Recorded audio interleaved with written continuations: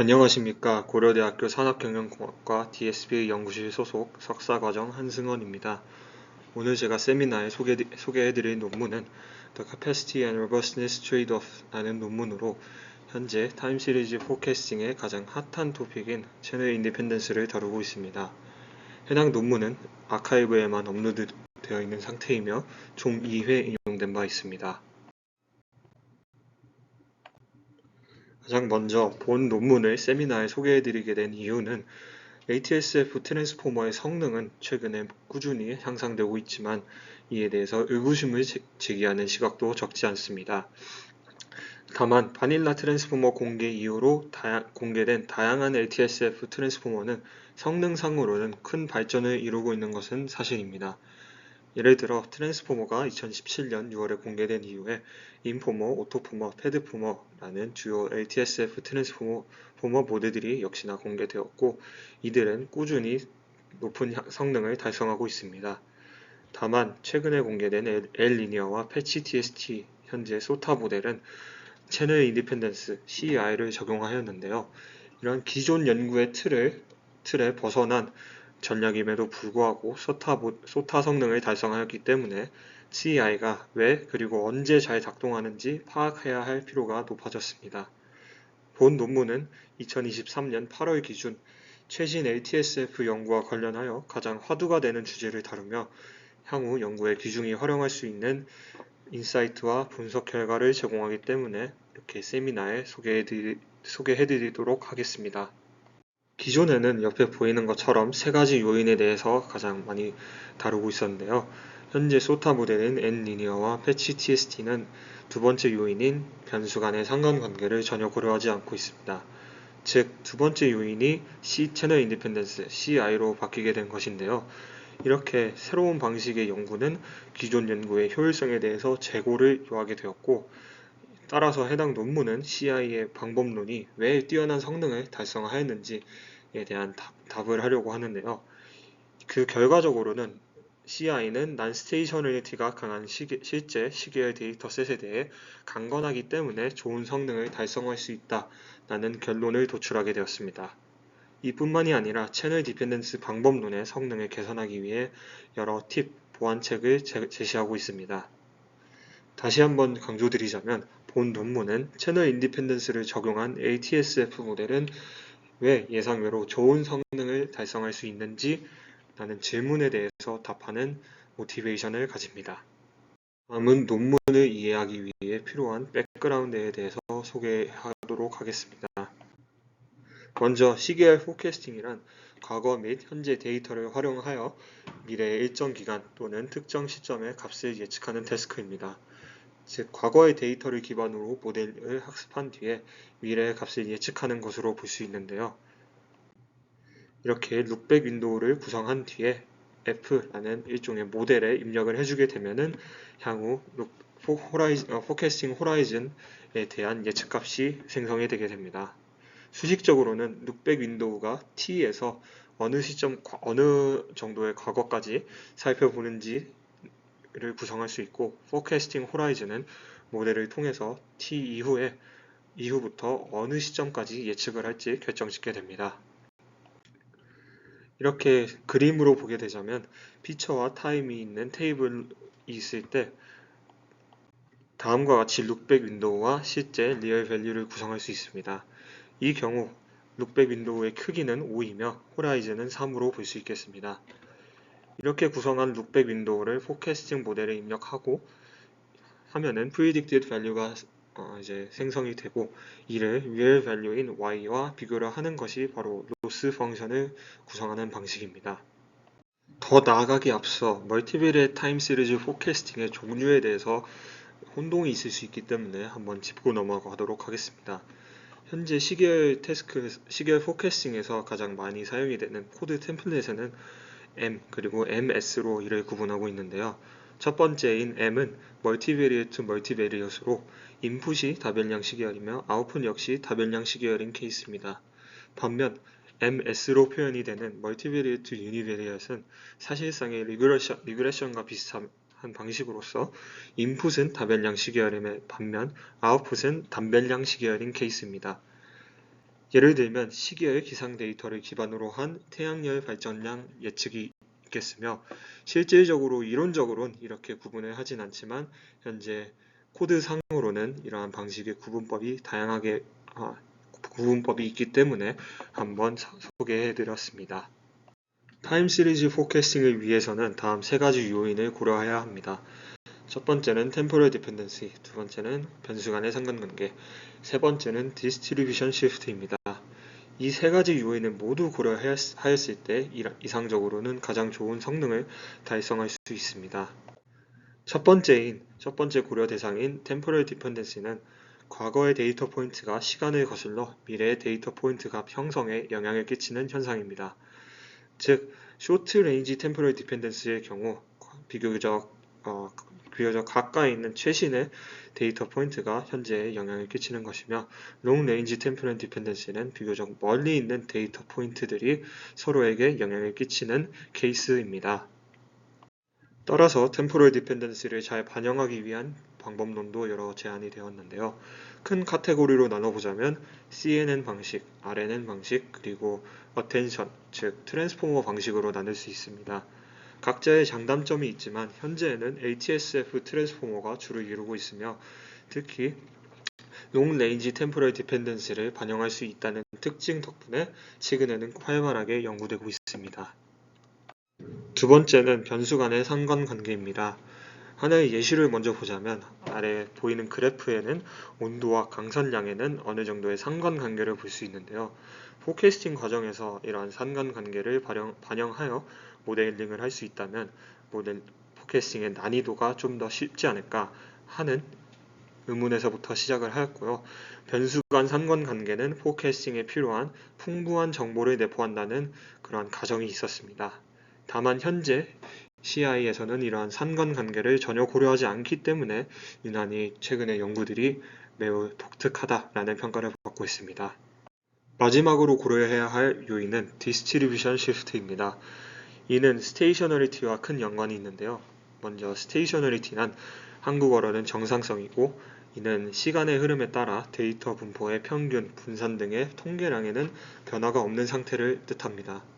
사진으로 보면은 A에 있는 그래프는 시간의 흐름에 따라 분포에 딱히 변화가 없는 상태를 볼 수 있는데요. 이러한 모양의 그래프를 가지는 데이터가 바로 정상성을 가지는 데이터라 부르게 됩니다. 반면 시간의 흐름에 따라 데이터의 특성에 변화가 발생하는 데이터를 디스트리뷰션 시프트가 발생하는 데이터라고 부르게 됩니다. B 그래프의 경우 시간이 지날수록 값이 하락하는 트렌드를 가지고 있기 때문에 난스테이셔너리하다라는 데이터라고 볼 수 있겠습니다.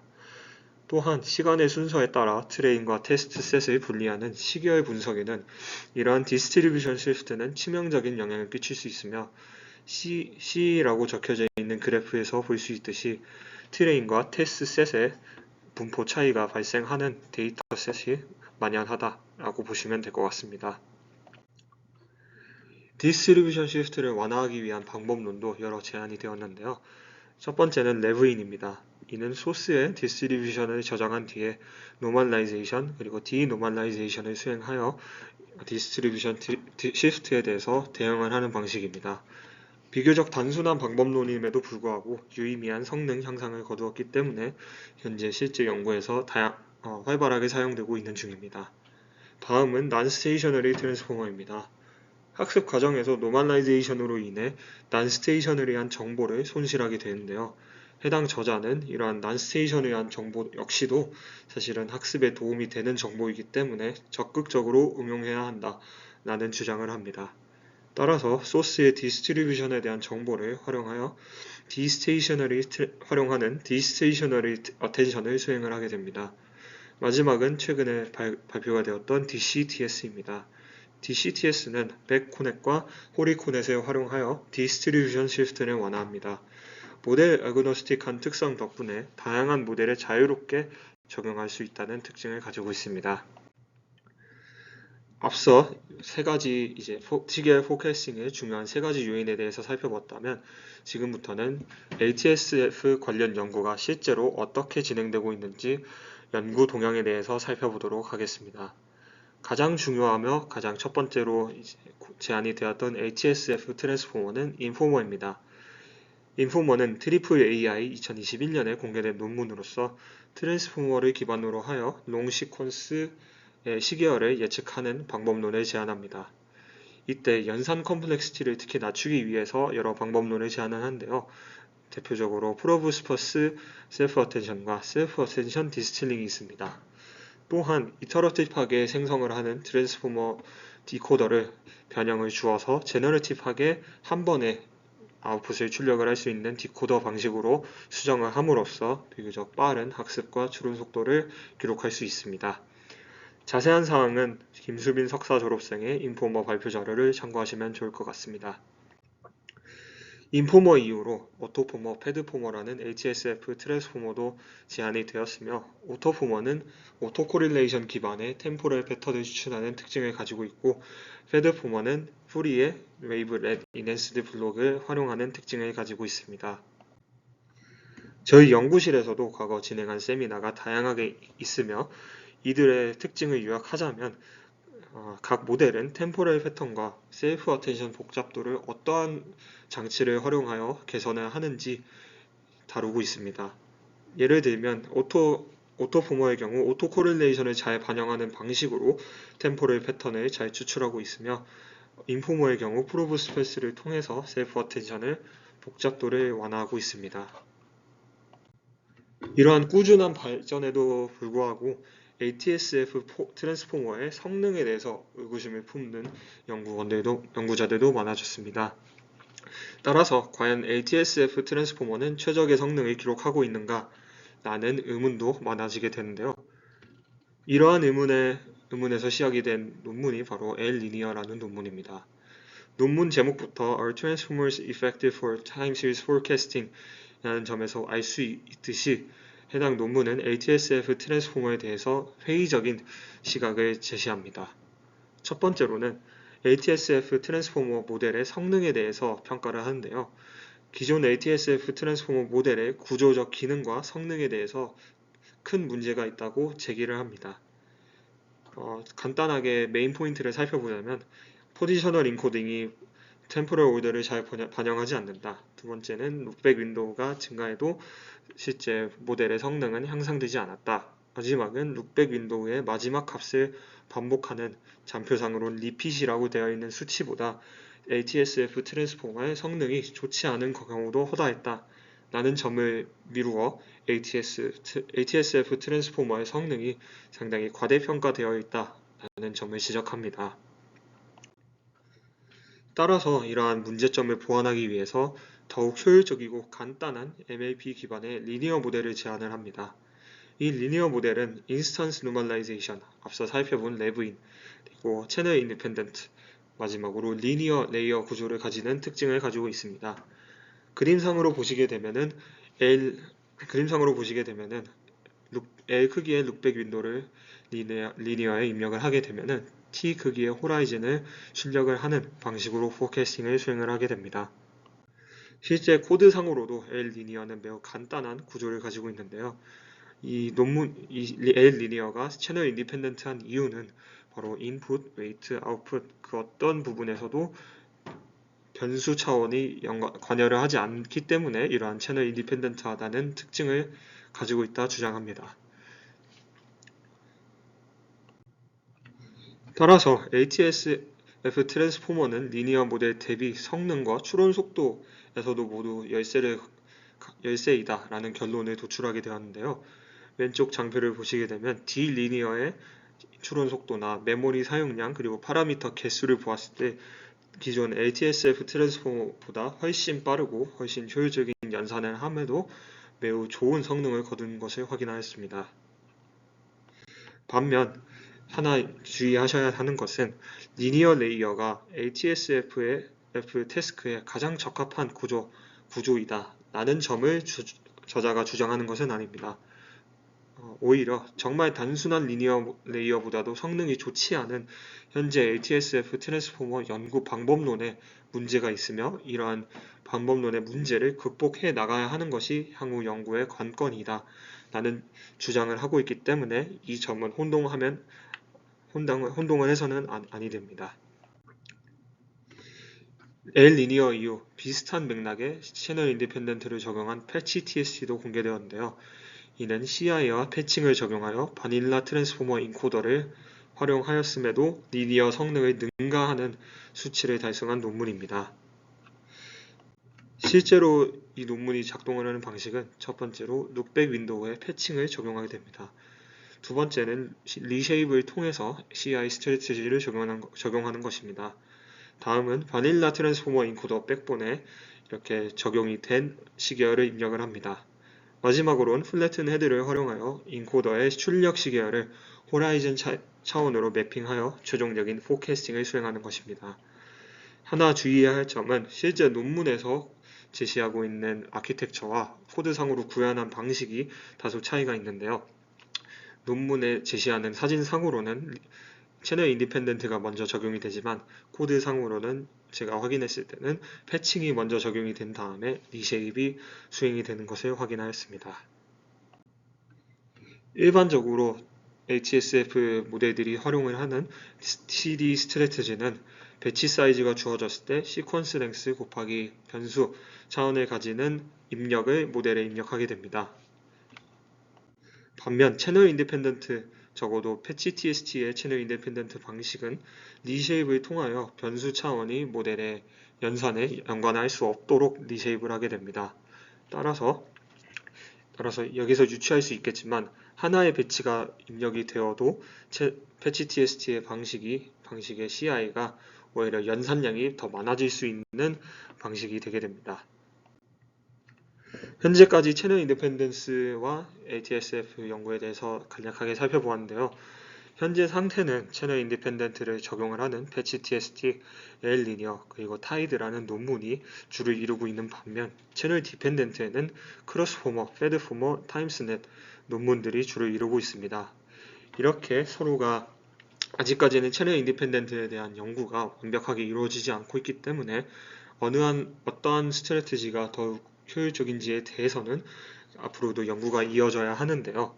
따라서 L 리니어와 패치 TST가 뛰어난 성능을 거줌에 따라 CI 스트래티지에 대해서 이전보다 활발하게 연구가 이어지고 있는 중이다 라는 현재 연구 현황을 살펴볼 수 있을 것 같습니다. 따라서 본 논문에 대해서 다시 환기를 시키자면 그동안의 인식과 다르게 ATSF에서 CI 스트래티지가 왜 효율적인지 라는 질문에 답하기 위해서 본 논문은 이렇게 여러 증명을 하게 되는데요. 해당 증명은 첫 번째로는 CI가 CD보다 효율적인 이유를 수식으로 증명하는 것입니다. 두 번째는 CI가 CD보다 효율적인 이유를 실험으로 증명하는 것입니다. 그리고 마지막으로는 CI가 우월하다라는 결론에 그치지 않고 향후 연구를 위해서 CD를 어떻게 하면 개선할 수 있을지 개선 방안에 대해서도 제안을 하게 됩니다. 먼저 채널 디펜던트의 경우 모델에 모든 시계열과 모든 변수가 한 번에 입력되는 방식이기 때문에 아래와 같은 오브젝트 펑션을 형성을 합니다. 반면 채널 인디펜던트는 각 변수 차원별로 모델에 따로따로 입력이 되기 때문에 이와 같은 사진과 같은 모습으로 입력이 되는데요. 하지만 최종적인 로스 계산은 각 변수의 디비에이션이 모두 합해지는 방식이기 때문에 채널 디펜던트와 채널 인디펜던트는 공정한 선상에서 비교를 할 수 있다는 점을 강조합니다. 따라서 왜 CI 스트래티지는 좋은 성능을 거두는가 라는 것에 대해 저자는 다음 세 가지 메인 포인트를 주장합니다. 첫 번째는 CI를 활용하게 되면 디스트리뷰션 드리프트에 잘 대응을 할 수 있다는 점입니다. 나머지 두 가지 포인트에 대해서도 단계적으로 살펴보도록 하겠습니다. 첫 번째는 주요 벤치마크 데이터셋 상에서 디스트리뷰션 드리프트가 발생하고 있다는 점을 증명하기 위한 실험입니다. 저자는 트레인과 테스트셋의 분포 차이가 발생하는 점을 확인을 하였고 이는 모델의 성능 저하를 유발하는 치명적인 요인이라고 주장합니다. 이러한 디스트리뷰션 드리프트를 확인할 수 있는 방법은 테스트와 트레인셋의 ACF 발류를 확인하였는데 통계량의 명백한 차이를 관측할 수 있었습니다. 이때 ACF란 시기의 연구에서 자주 사용이 되는 타임 레그에 따른 옵서베이션의 코릴레이션을 의미합니다. 저는 항상 이러한 디스트리뷰션 드리프트를 볼 때 마치 이러한 비유를 떠올리게 되었는데요. 트레인셋이 국어를 공부하는 것이면 테스트셋이 수학을 공부하는 것으로, 실제 연습을 할 때는 국어 시험을 준비를 하였는데 나중에 시험장에 가서는 수학 시험을 보게 되면 당연히 그렇게 성적이 좋지 않기 때문에, 마치 그런 것과 같이 디스트리뷰션 시프트는 트레인셋에서 보지 못한 그러한 분포가 테스트셋에 존재하기 때문에 난이도가 어려워진다 라는 방식으로 저는 해석을 하고 있습니다. 저자가 기존 벤치마크 데이터셋에 디스트리뷰션 드리프트가 존재한다는 것을 확인했기 때문에 다음은 CI가 왜 CD보다 디스트리뷰션 시프트에 강건한지 설명하도록 하겠습니다. 결론부터 말하자면 리니어 모델을 활용한 CD 모델은 옵티멀 코에피션트가 모든 채널의 각각의 ACF에 의해서 결정이 된다는 점입니다. 반면 리니어 CI 모델은 옵티멀 코에피션트가 모든 채널의 ACF 합에 의해 결정이 된다 주장합니다. 따라서 이러한 주장이 있다면 결론적으로는 CI와 CD의 최종적인 성능은 트레인과 테스트셋의 ACF 차이에 큰 영향을 받는다는 점을 도출할 수 있을 것 같습니다. 수식적으로는 트레인셋과 테스트셋의 ACF 차이는 CD는 각 채널의 차이에 의해 영향을 받는 반면 CI는 모든 채널의 ACF 차이의 합에 의해서 결정이 되는 것을 볼 수 있겠습니다. 이에 대해서 수식적으로 증명을 하기 위해 저자는 다음과 같이 소개를 하는데요. 그 전에 먼저 원본 입력으로 받는 x의 차원에 다시 변형을 주게 됩니다. 즉 다음과 같이 채널을 기준으로 각 입력을 나누게 되는데요. 본 예시에서 보게 되면은 아래 화살표가 되어 있는 부분은 C 채널의 배치 내의 n번째 요인, n번째 인스턴스에서의 첫 번째 타임 스텝에 해당되는 것이 바로 해당 데이터 포인트입니다. 이렇게 데이터를 리쉐입을 한 뒤에 저자가 주장하는 포인트에 대해서 증명을 이어가게 됩니다. 첫 번째로는 먼저 앞서 변형을 준 입력에 대해서 CD는 vertically concatenate 합니다. 반면 CI는 horizontally concatenate 하게 되는데요. 이렇게 되면은 CI 방식은 이제 차원상으로 봤을 때도 채널이 실제 모델 연산에 영향을 주지 않기 때문에 채널 인디펜던스가 보장이 될 수 있음을 확인할 수 있습니다. 다음은 오브젝티브 펑션으로서는 각 CI와 CD 모두 비슷한 방식을 사용을 하는데요. 여기서 차이점은 웨이트 상으로는 CD는 LC 곱하기 HC, CI는 L 곱하기 H를 가지기 때문에 명확한 차이가 있다 볼 수 있을 것 같습니다. 마지막으로 OLS 방식으로 해당 오브젝티브 펑션의 최적해를 구하게 되면은 CI의 경우 ACF의 합에 의해서 코에피션트가 결정이 되며, 반면 CD는 각 채널의 ACF에 의해서 각 채널의 코에피션트가 결정이 될 수 있음을 확인할 수 있습니다. 따라서 앞선 주장이 이렇게 증명이 되었는데요.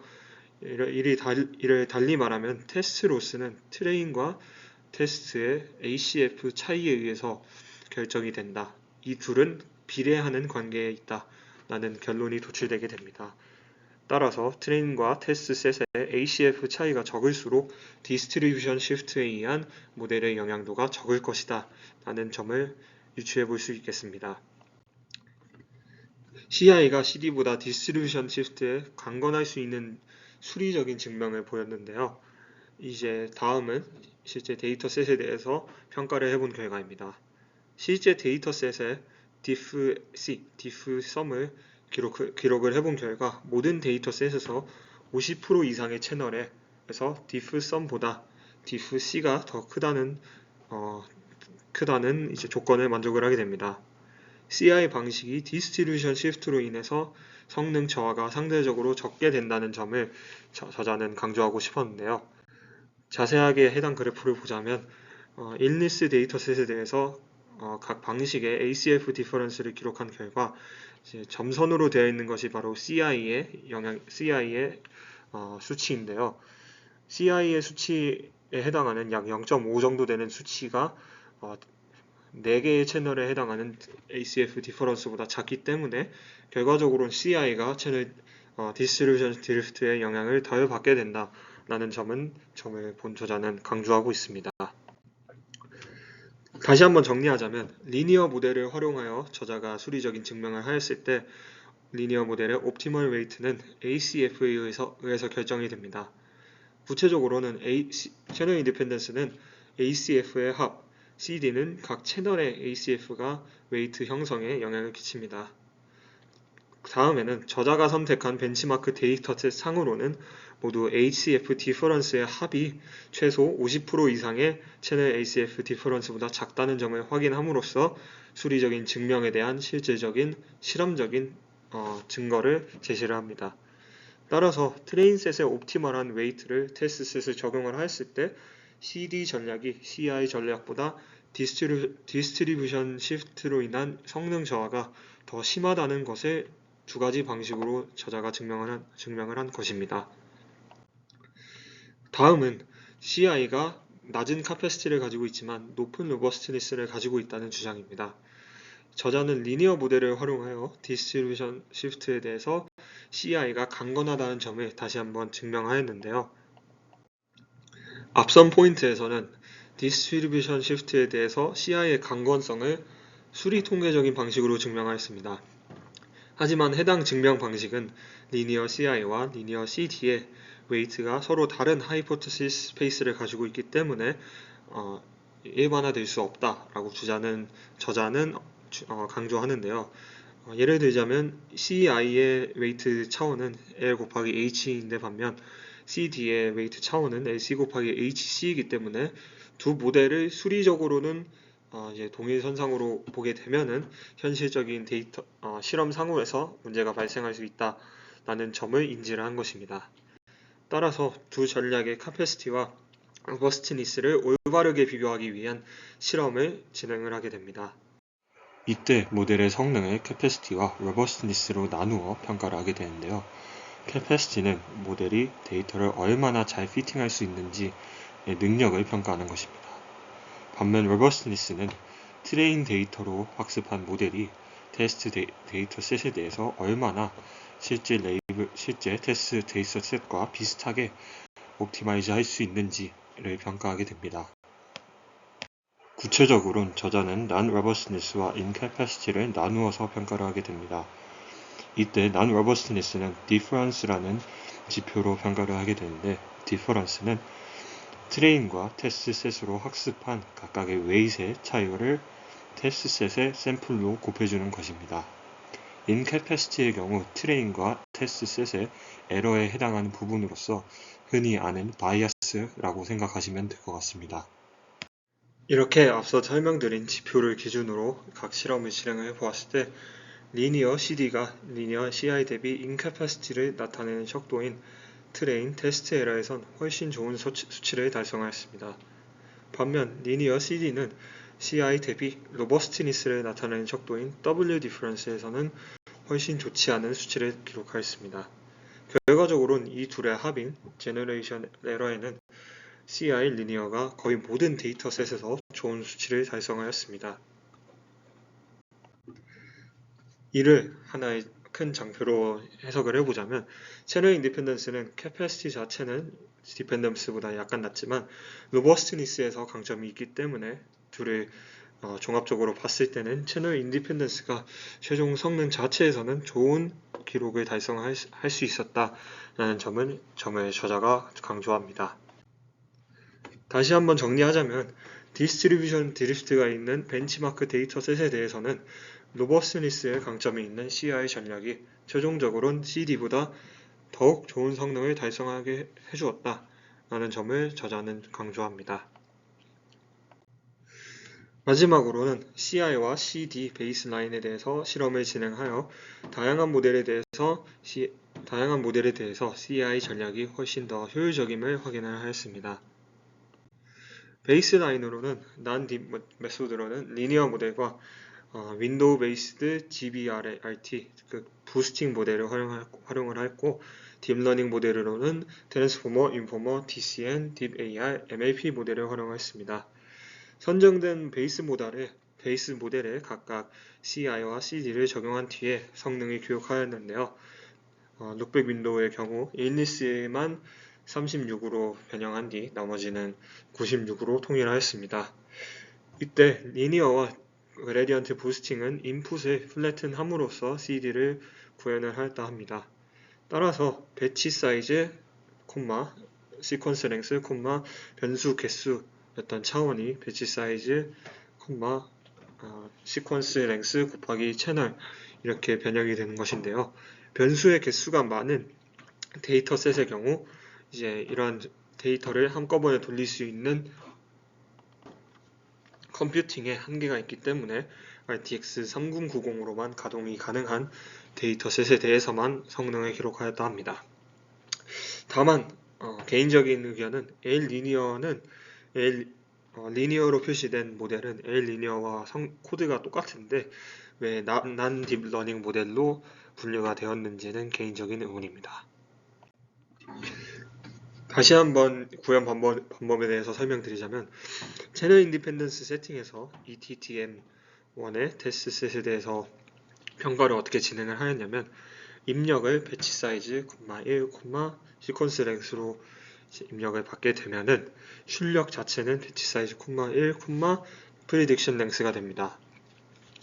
이때 마지막으로 모든 배치를 콘캐트네이트 한 다음에 리쉐입을 해주게 되면은 일반적인 CD 방식에서 사용하는 방식과 동일한 차원이 출력이 되기 때문에 두 방법론을 공정한 선상에서 비교할 수 있다라는 점을 저자가 언급합니다. 실험 결과 자체는 대부분의 데이터셋과 베이스라인에 대해서 CI를 적용한 버전이 더욱 높은 성능을 달성하였습니다. 특히 바닐라 트랜스포머의 CI를 적용하는 것만으로도 N리니어에 근접한 성능을 달성하였다는 점에서 CI 모델의 효율성을 확인할 수 있었습니다. 이렇게 세 가지 방식으로 본 저자는 CI 스트래티지가 CD보다 좋은 성능을 기록할 수 있는 이유에 대해서 설명을 하였습니다. 첫 번째는 CI가 디스트리뷰션 드리프트에서 강건할 수 있는 이유를 수리적인 방식으로 증명하였고, 두 번째는 CI가 카패시티 자체는 낮지만 로버스트니스가 높은 이유를 실험적인 방법으로 증명하였습니다. 마지막으로는 실제 벤치마크 데이터셋에 대해 CI가 좋은 성능을 기록하는 것을 확인하여 현재 핫한 주제인 채널 인디펜던스에 대해서 심도 있는 분석을 이어갔습니다. 다음은 채널 디펜던트 방법론을 보다 효율적으로 활용할 수 있는 저자가 제안하는 방법론에 대해서 설명하도록 하겠습니다. 가장 첫 번째로 저자가 제안하는 방식은 Residual with Regularization 입니다. CD 모델은 샤프한 프리딕션을 생성하는 경향이 있다 저자는 주장하는데요. 오른쪽에 있는 그래프를 보시면 CD 프리딕션은 비교적 뾰족뾰족한 모양을 가지는데 반면 CI 프리딕션은 비교적 완만한 커브를 그리는 그래프를 생성합니다. 따라서 저자는 CD의 출력을 스무딩 해주기 위해서 각 윈도우에 라스트 밸류를 빼주는 프리딕션 레지듀어를 사용하였습니다. 그래프 우측 하단에 있는 사진은 서브트랙 라스트가 어떠한 방식으로 작동을 하는지 설명을 해주고 있습니다. 또한 앞서 언급한 레귤러라이제이션은 코드상으로는 파이토치 웨이트 디케이로 구현을 하였으며, 이렇게 CD에 PRR 레그를 적용한 결과 CD가 CI보다 우수한 성능을 달성할 수 있었다 주장을 합니다. 즉 장표상으로도 CI가 원래 원본의 CD보다는 좋은 성능을 기록하지만 PRR 레그를 적용하게 되면은 오히려 CD 모델이 CI 모델보다 좋은 성능을 달성할 수 있음을 확인할 수 있습니다. 따라서 여기에서 배워가야 할 점은 CD 모델에 적정한 레귤러라이제이션만 가해도 충분히 좋은 성능을 달성할 수 있다는 점입니다. 다음은 더 낮은 랭크를 가지는 레이어를 사용하는 방식입니다. 이는 어텐션 레이어의 마지막 리니어 아웃풋 프로젝션 레이어의 웨이트를 조정하는 방식인데요.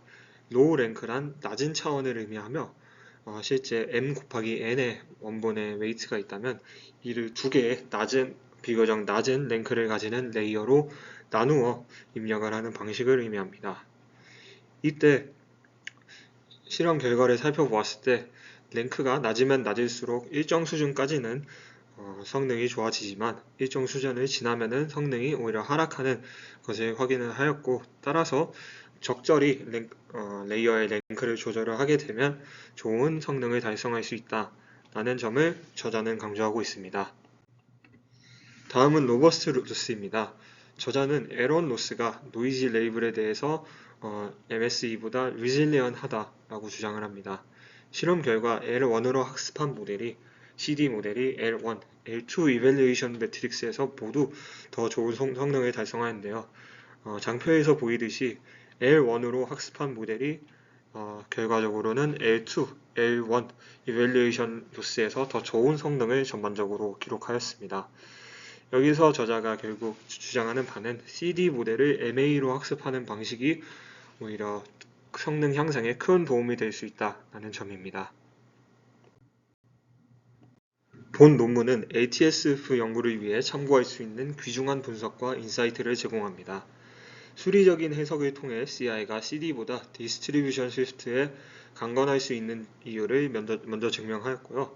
그리고 그 다음에는 CI가 현재는 성능이 좋지만 저자는 CD의 성능을 개선하여 CI보다 우수한 성능을 거둘 수 있다 언급합니다.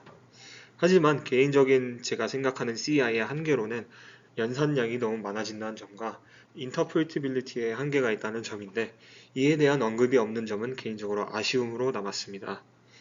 향후에는 연구자들은 패치 TST 이후에 채널 인디펜던스를 TAD 그리고 레프리젠테이션 러닝에 접목시키려고 시도를 하였는데요. 사실 레프리젠테이션 러닝에 있어서는 트랜스퍼빌리티를 고려하면 채널 인디펜던스를 적용하는 것이 더욱 자연스러운 프로토콜이라고 개인적으로 생각합니다. 하지만 변수 간 상관관계를 통해 풍부한 정보를 활용할 수 있는 TAD 태스크에 과연 이러한 CI 방식이 적합할지는 추후 연구로 남겨야 할 것 같습니다. 또한 인퍼런스 속도가 매우 중요한 TAD에서 인퍼런스의 연산량이 매우 증가를 하게 되는 CI 방식이 적합할지는 각자의 판단에 맡기겠습니다.